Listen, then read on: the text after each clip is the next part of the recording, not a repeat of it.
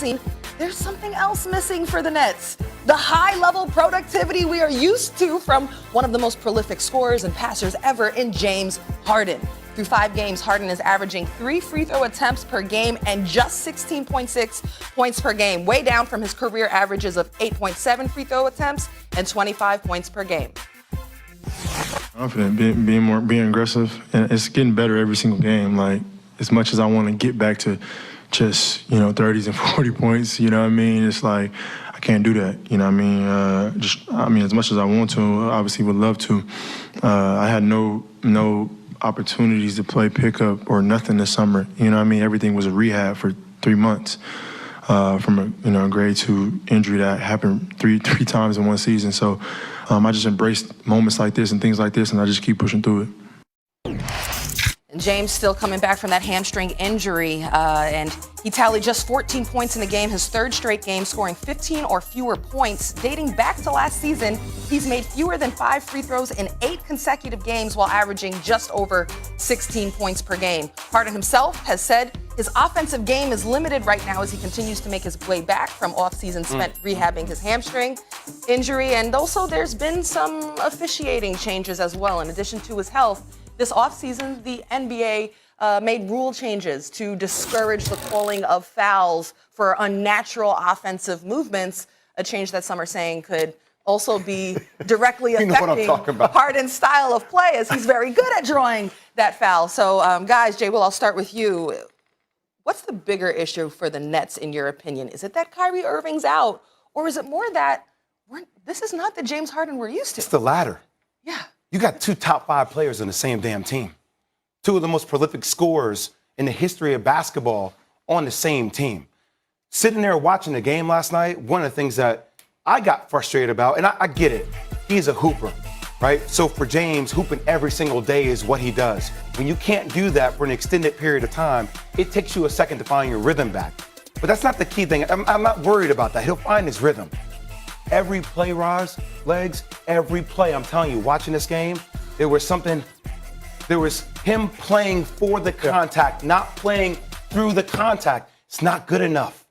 James Harden is a bully when he plays basketball. He needs to find a way, and I don't know how many games it's going to take him to do this, but there were so many times I'm watching him look at the ref. I'm like, don't look at the ref. Bully through contact. You weigh 220 pounds. You can move in ways other people can't move. Now, Miami's one of the top defensive teams in the league, and I also think that Eric Spoelstra outcoached Steve Nash. That's a whole other conversation that we'll need to get into for Kevin Durant and James Harden down the stretch with how Steve Nash handles his rotations.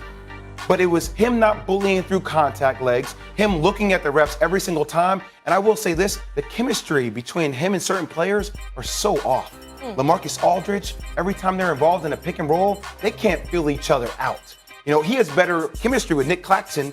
Maybe considered they played together last year, but that just feels off. And James needs to find that, Legs. If he can't find that, it's going to be a problem for the Nets. Yeah. And for James Harden. Yeah, I talked about, teams being a work in progress. Nothing can be evaluated with the Nets until Kyrie Irving's situation is resolved. We all know that.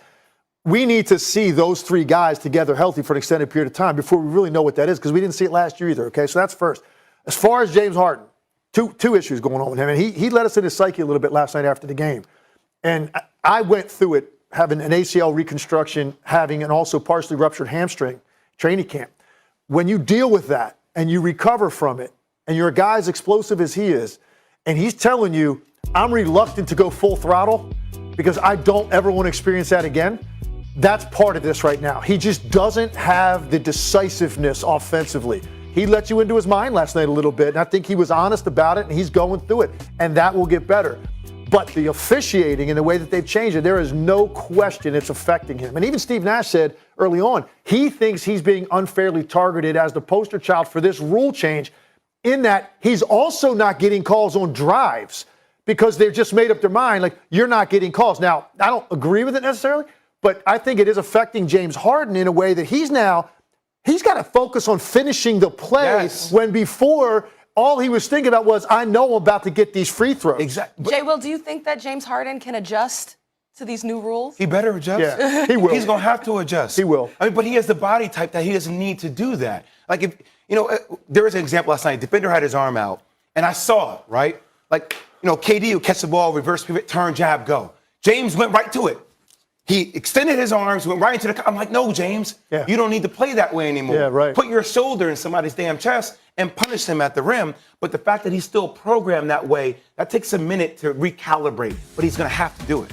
He's going to have to do it. Absolutely. Well, the Nets season is certainly hanging with his ability to get it together. Yeah, for sure. All right, guys. Still to come on First Take, the latest on Zion's